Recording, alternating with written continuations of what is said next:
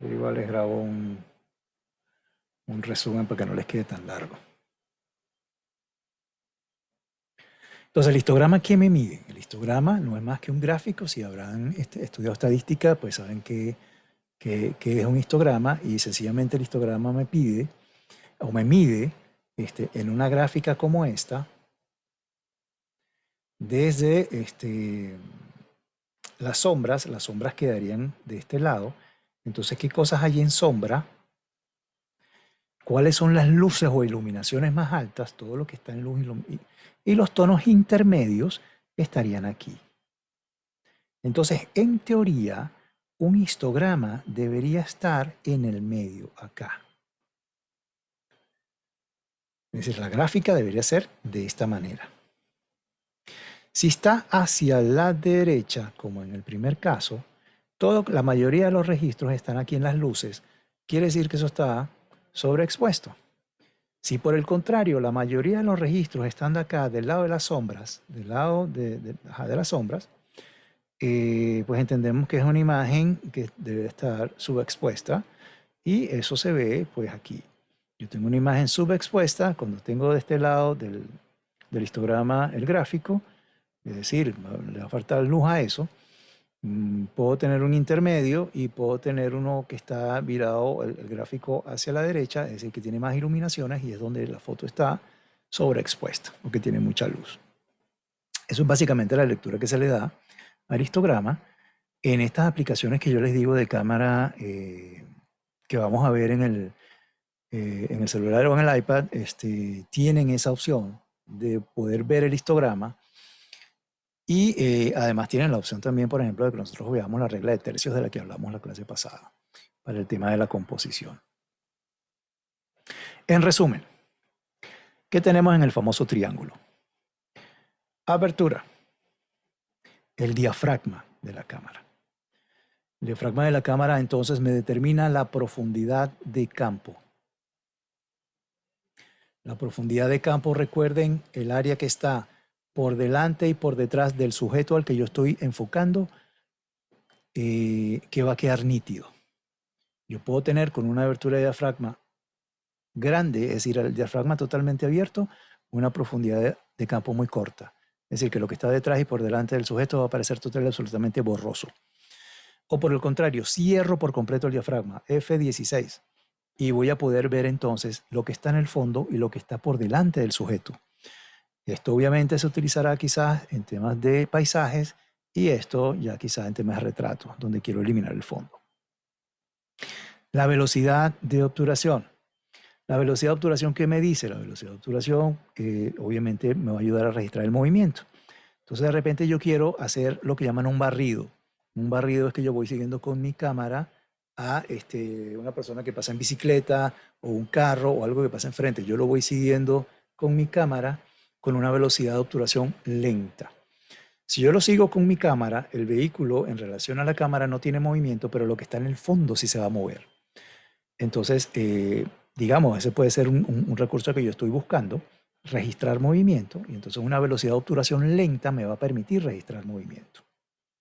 O por el contrario, deportes, un partido de fútbol, quiero que me salga congelado el movimiento en el momento en que el jugador va a patear el balón.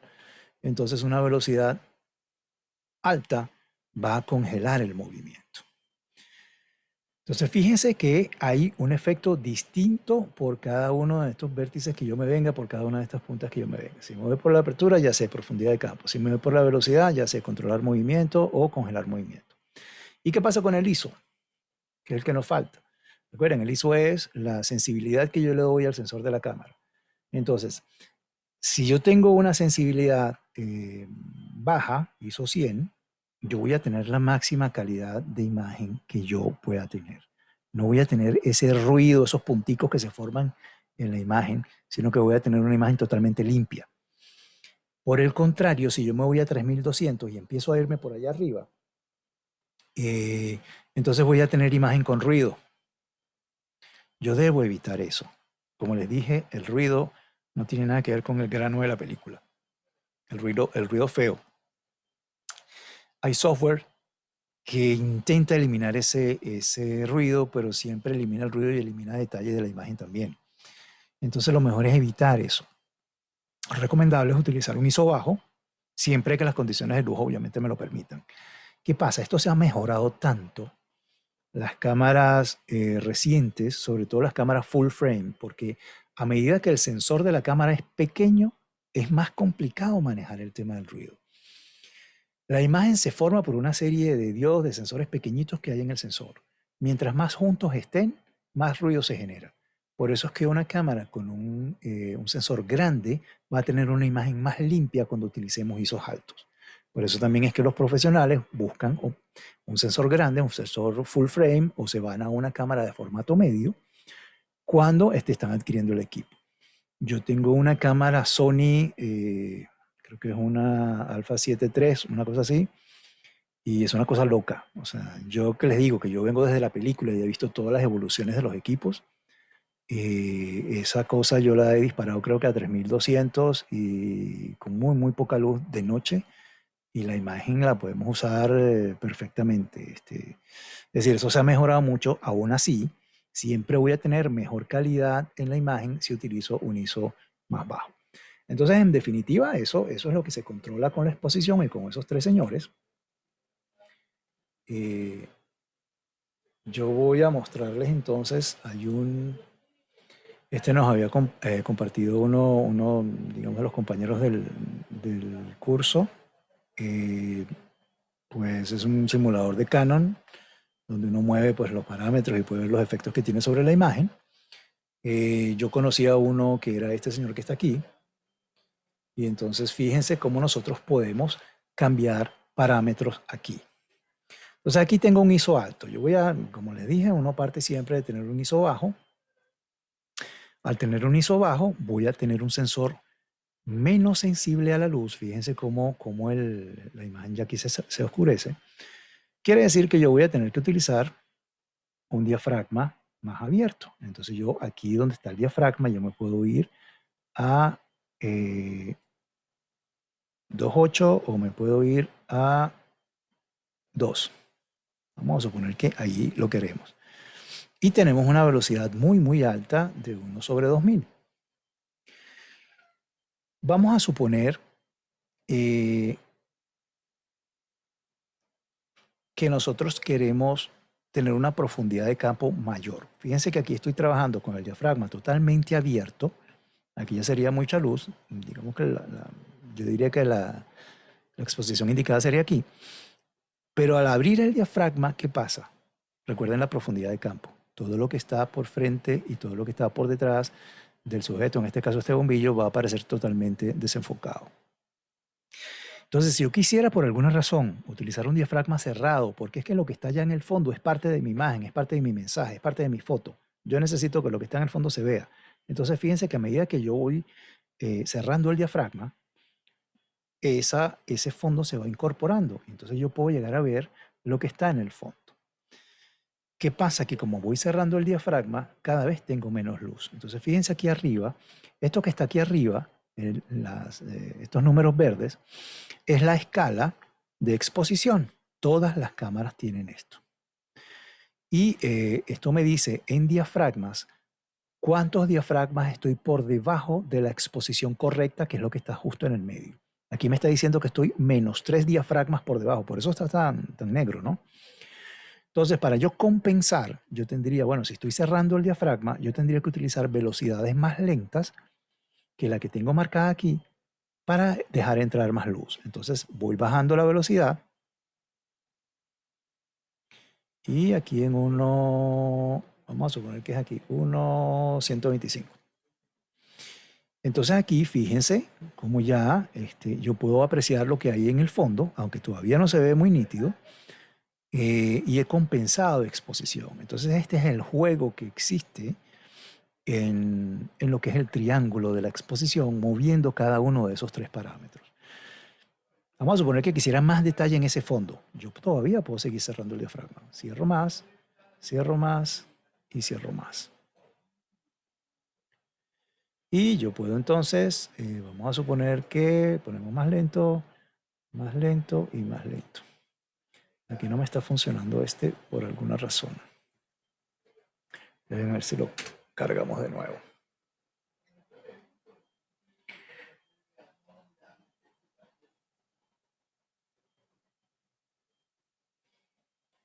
Si lo ponemos en 32, entonces ya yo veo, fíjense, con más detalle lo que está en el fondo. Ahora se ve el árbol, en fin.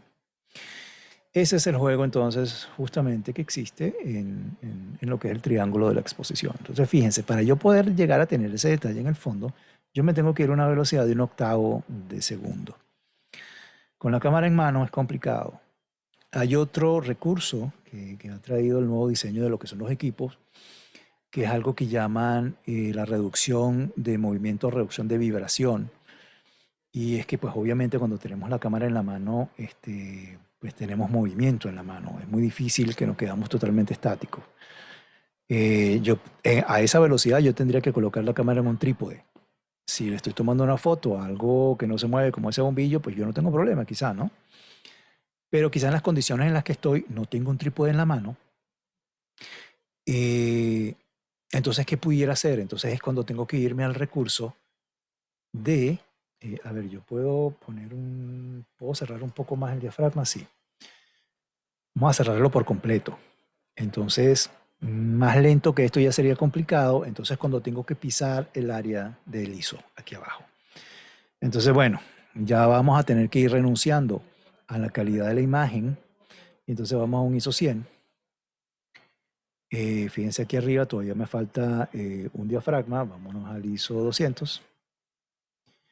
Y entonces ahí sí estamos bien expuestos. Entonces tuvimos que utilizar el recurso del ISO porque las condiciones de luz que tenemos aquí no nos permiten utilizar el diafragma tan cerrado como lo quiero, porque mi prioridad en este momento es controlar la profundidad de campo. Yo quiero que ese fondo se vea, se incorpore a la imagen.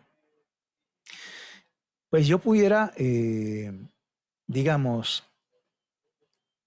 utilizar una velocidad más rápida. 1.60 creo que es lo que recomiendan para que uno pueda utilizar la cámara en mano. Vamos a suponer que no tengo trípode, no tengo otro recurso, no, mi cámara no tiene estabilizador, pues me tengo que ir a 1.60 y en consecuencia voy a tener que subir aún más el ISO. A 400, fíjense ahí arriba en lo verde todavía me faltan dos, ahí todavía me falta uno y lo llevo a 1600. Fíjense la imagen, cómo empieza a verse todo el ruido que se genera, esos puntos que están por allí, que se pierde detalle de la imagen. Entonces se deteriora la imagen a medida que yo subo el ISO. Por esa razón yo debería mantener el ISO en lo mínimo posible. Y los dos principales, digamos, que son la velocidad de obturación y la abertura, pues jugar con ellos, con ambos, tratando de mantener a este señor siempre en la mínima. Las cámaras actuales, sobre todo las cámaras reflex, un ISO 400-800 lo manejan perfectamente, así que ahí pudiéramos trabajarlo. Y digamos que podemos ponerlo por aquí. Eso pudiera ser un intermedio, digamos. Todavía tengo detalle en el fondo, tengo menos grano, aunque lo tengo, pero en fin, ese es el balance que deberíamos nosotros controlar. Preguntas, inquietudes, miedos. Profe, Dime. es que, o sea, estamos como procesando mucha información. Ajá. Entonces, no sé. Bueno, fíjense, yo les voy a compartir, les voy a mandar este simulador. La idea es que ustedes pues jueguen un poquito con eso para que entiendan cuál es el balance que hay entre una cosa y la otra.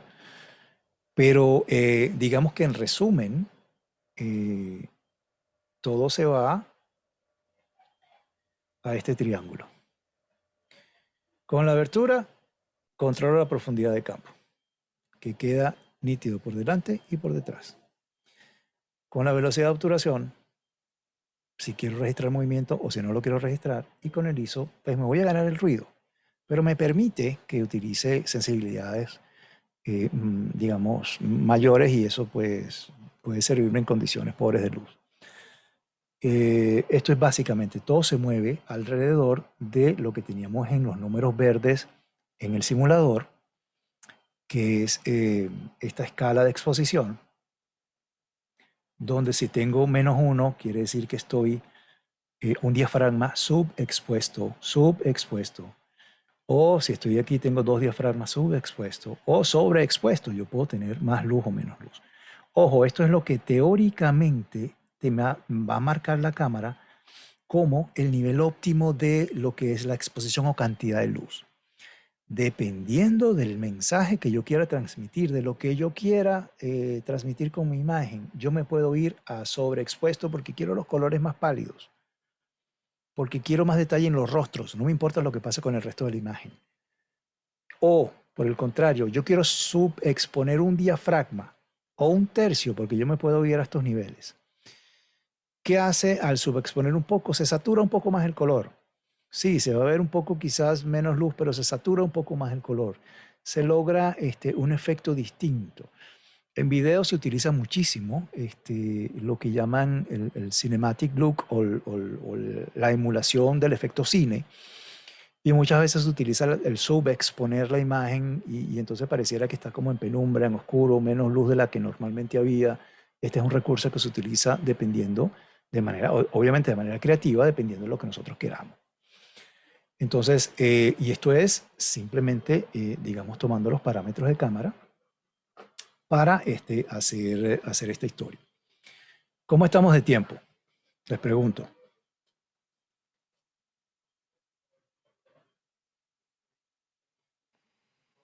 No nos podemos tomar unos minuticos más. A ver, déjenme ver qué tengo aquí.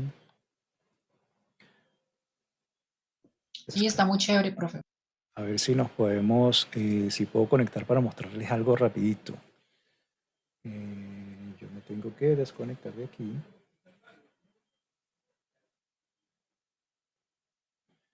Y me gustaría compartirles la pantalla de este señor que tengo por aquí. Déjenme ver si puedo hacer eso.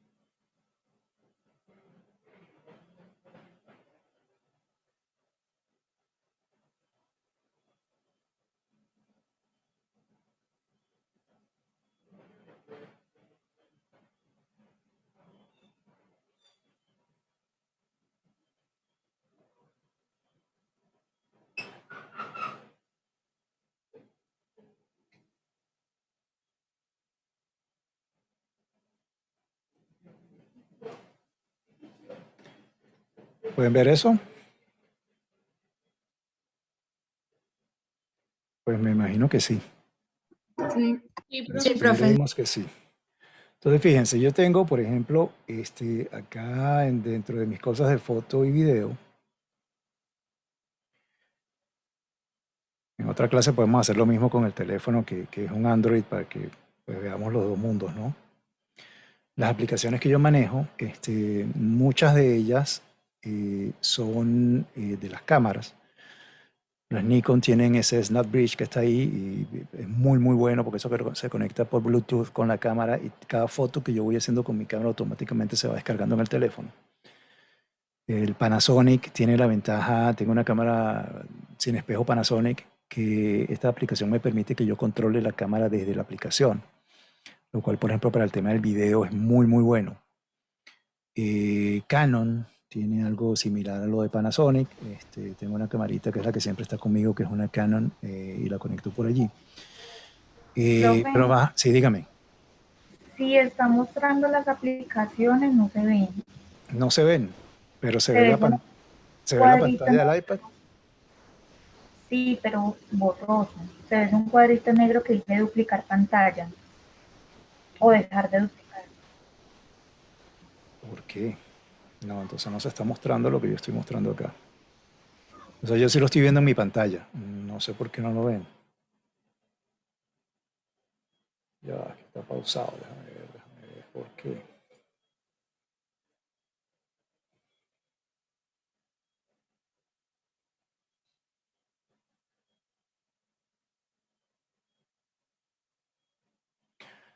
Vamos a ver.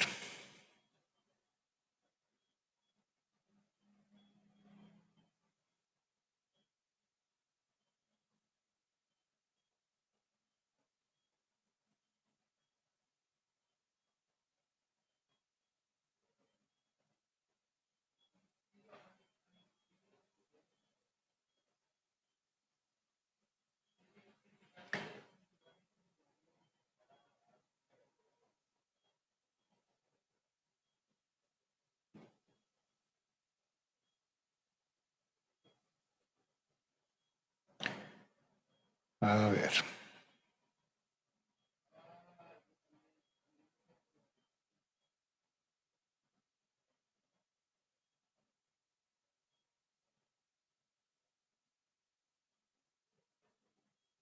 ¿Ahora sí o no? No, profe, sigue igual. Sigue igual, profe. Voy a detenerlo y lo voy a volver a hacer. No sé. ¿Por qué? ¿Qué le pasa a esto?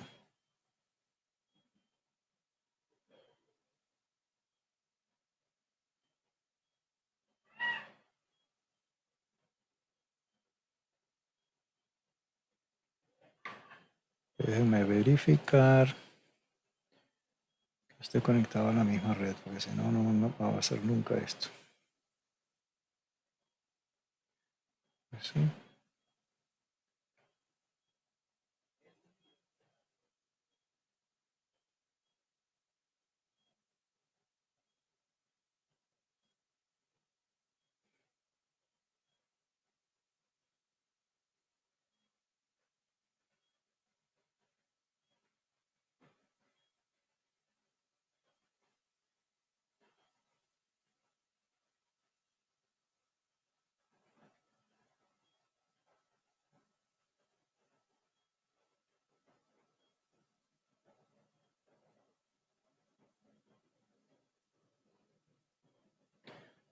Ay, ay, ay.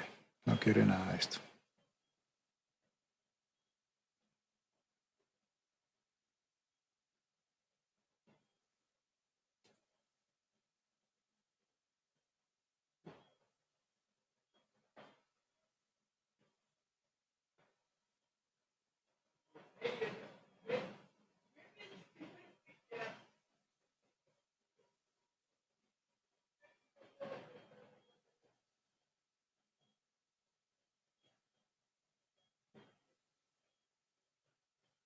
Nada todavía.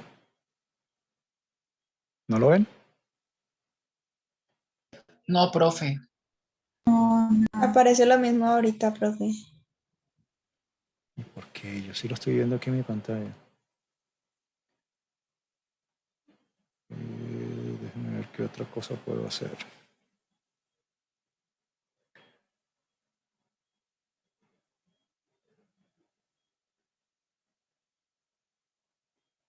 Porque está pausado.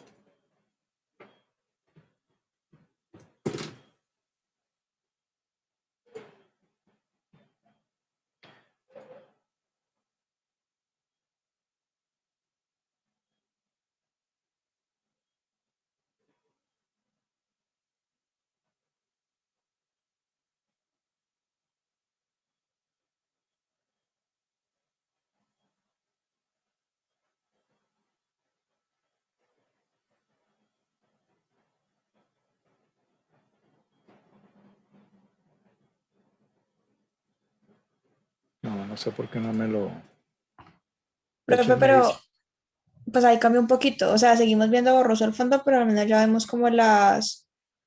No, pero me dice que está pausado.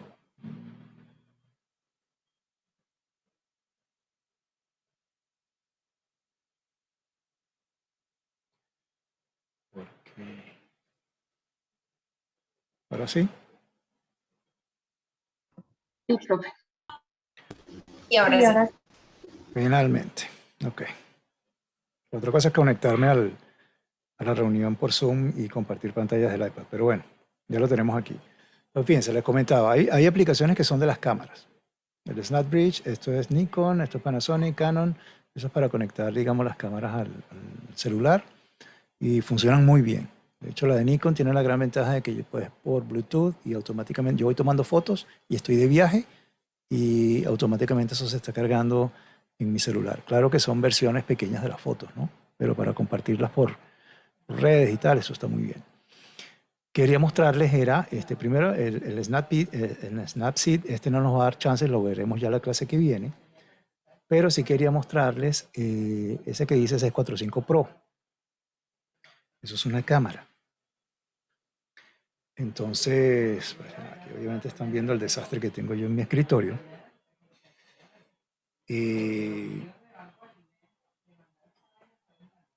Y fíjense que aquí tengo, por ejemplo, del lado derecho, si ustedes ven allí, está la A del automático que yo decía hace rato en la clase que no debería existir. Pero está la ruedita donde está el modo manual, una prioridad donde yo le voy a dar el ISO a la cámara, o el S donde yo le voy a dar la prioridad de velocidad de obturación. Es decir, yo puedo mover eso aquí. Lo voy a mover, aquí está en M, y entonces en teoría yo puedo mover los parámetros de la cámara totalmente manual, o puedo mover el ISO si quiero yo ajustar el ISO. Porque obviamente, como el teléfono no tiene la misma capacidad de la cámara de mover, por ejemplo, el diafragma, fíjense que no tiene prioridad de apertura, aquí no existe eso, pero sí puedo mover el ISO o sí puedo mover la velocidad.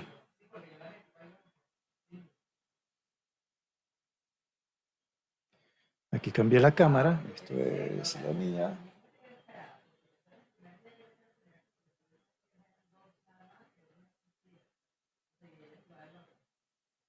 Y esto es el manual de la cámara.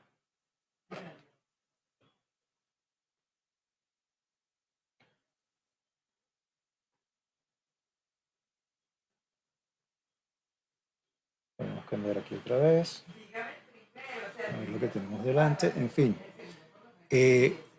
Aquí donde dice, hay una ruedita donde tiene una serie de filtros. Esa serie de filtros son emuladores de películas, de las películas viejas. Entonces, si yo le quiero dar a la fotografía un efecto de un blanco y negro de una película Ilford, tienen nombres parecidos, no tienen exactamente los mismos nombres. Pero H5 debe ser una HP5, que es una película de Ilford en blanco y negro. Entonces, fíjense que la imagen, de hecho, que yo les estoy mostrando, ya automáticamente le aplica ese filtro, está en blanco y negro. Este también es esos T-Max, esto es una película Kodak. Esto es el otro es FP4, que es una película de Ilford también, pero de un grano más pequeño. De esa misma manera, me imagino que tienen de color. E64 es una película que eran las diapositivas, aquellas diapositivas pequeñas que se utilizaban antes. En fin, esos son los filtros que tienen allí. Tengo el tema del autofocus arriba y puedo activar el autofocus para que sea continuo. En fin, tengo lo del white balance, el primerito que está ahí arriba, acabo de accionarlo donde está el puntico rojo. Tengo, por ejemplo, en menú, Viewfinder, vamos a poner el grid y vamos a ponerle la regla de tercios, aquella que vimos la clase pasada. Vamos a poner el histograma, que es el histograma que acabamos de poner, que les acabo de mostrar, y hay distintas maneras de mostrar el histograma. Lo voy a poner en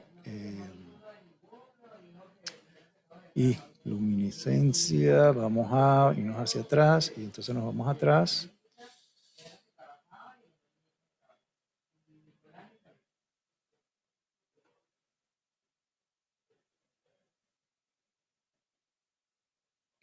Y de esa forma, fíjense ahora como yo tengo del lado izquierdo el histograma. Entonces puedo ver el histograma Y eso me ayuda pues a que yo pues determine el tema de la exposición y que yo pueda jugar.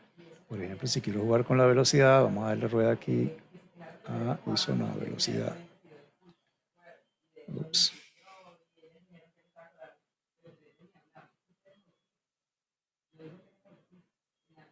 Estas son las fotos, esto no es lo que quiero.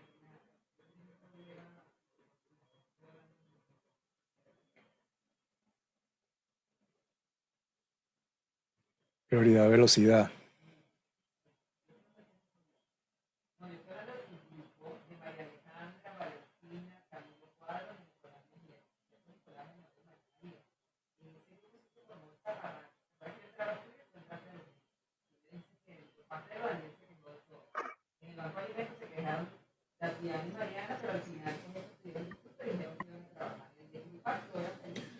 Entonces, bueno, la idea es que ustedes tengan mayor cantidad de parámetros para jugar con ellos. Y esto simula más o menos lo que es el visor de una cámara reflex. De hecho, yo por ahí tengo, si yo selecciono algún punto específico, yo puedo enfocar en el punto que estoy seleccionando.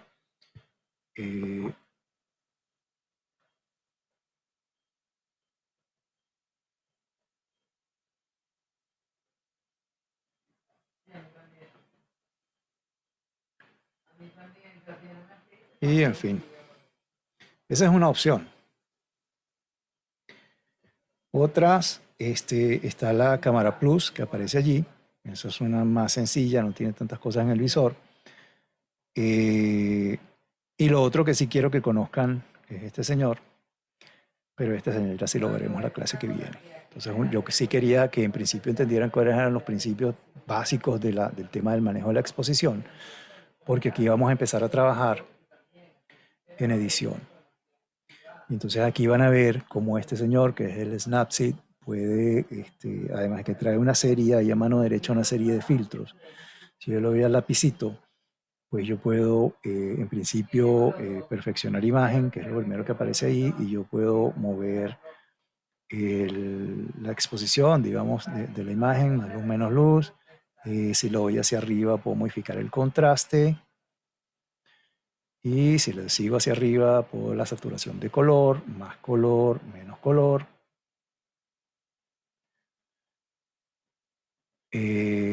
Puedo, por ejemplo, en las sombras, si quiero iluminar sombras, o si por el contrario quiero más contraste y que la sombra queda más densa. La calidez, que es el tema que hablábamos de la temperatura de la luz. Si lo hago más cálido, va a ser como un poco más amarillo, ¿no? ¿Recuerdan? Y yo quisiera, por ejemplo, dejar eso así. Y puedo seguir haciéndole cosas. Ahí, por ejemplo, algo que es el HDR, lo que llaman el High Dynamic Range. Después vamos a hablar de lo que es el rango dinámico y qué significa eso. Pero si yo juego con el rango dinámico de una imagen, yo puedo entonces agregar muchísimo más contraste y tener una imagen, digamos, muchísimo más vistosa a lo que es la imagen original que teníamos. Él siempre me va a mostrar en la esquina superior de arriba la diferencia entre la imagen original y la imagen retocada. Pues fíjense que, por ejemplo, para los cielos esto es muy, muy útil. Vamos a suponer que lo queremos dejar así, vamos a suponer que yo quiero hacer una conversión a blanco y negro. Esta es una herramienta muy, muy, de verdad, poderosa para hacer una herramienta que está dentro de lo que es los celulares y además que es gratuita, ¿no? Esto es de la gente de Google. Si yo quiero hacer una conversión a blanco y negro, entonces yo sencillamente me vengo por acá y él me permite incluso que yo utilice en blanco y negro, y más adelante lo vamos a ver, se utilizan filtros de color. Anteriormente, cuando se hacía fotografía en película, uno le ponía un filtro de color al lente, si no, uno le pone un filtro rojo, eso hace que los azules sean más densos, entonces fíjense cómo el cielo cambia. Un naranja tiene un efecto similar, un amarillo pues ya no tanto, el verde ya es otro efecto distinto y el azul otro totalmente distinto. Entonces uno puede jugar con esas cosas, pero esto sí es una herramienta que ya inclusive podemos trabajar en capas, podemos trabajar por zonas y otras cositas más adicionales. Podemos añadir un texto si lo queremos, podemos añadirle un marco, si quisiéramos colocarle un marco, y hay distintos tipos de ellos. En fin, y entonces a la final tenemos una imagen, pues obviamente muchísimo más vistosa que lo que originalmente teníamos. Teníamos originalmente esto y podemos presentarlo de esta forma. Entonces, en fin, hay una serie de detallitos, pues ahí que obviamente iremos viendo con el tiempo. Y ya la semana que viene, digamos que le entramos entonces a eso. Lástima que nuestro tiempo aquí es tan limitado. Yo me estoy tomando unos minutos más, además, porque perdimos una sesión donde tuvimos problemas con Zoom horribles, que no hubo manera de recuperar eso. Les agradezco su tiempo, les agradezco que me hayan acompañado hasta ahora. Como verán, hay muchísimo material que recorrer, muchas cosas que hacer. Pero bueno, nos veremos ya la semana que viene. Si pueden, trabajenle al tema de lo que había quedado pendiente y era que hicieran un retrato con la cámara del celular. Algo sencillo. Entonces, ya tienen de hecho más elementos con los que jugar. La clase pasada hablamos de la dirección de la luz, del tipo de luz, de limpiar un fondo, de utilizar recursos. Y me gustaría la clase que viene que repasáramos esas imágenes que ustedes presenten. La clase pasada tuvimos la oportunidad de repasar algunas, de ver algunas, y de la revisión de las imágenes aprendemos todos. Aprendemos ustedes, aprendo yo, y yo creo que es una actividad interesante que le aporta mucho al curso, además de obligarlos a ustedes a que tomen la cámara y hagan la foto, porque como dije en la primera clase, esto se aprende es haciendo. Entonces, bueno, mis señores, muchísimas gracias por su tiempo y espero verlos la semana que viene. Un abrazo. Gracias, profe. Gracias, Muchas profe. gracias, Gracias, profe. Hasta Chao. luego, que estén muy bien. Estamos hablando.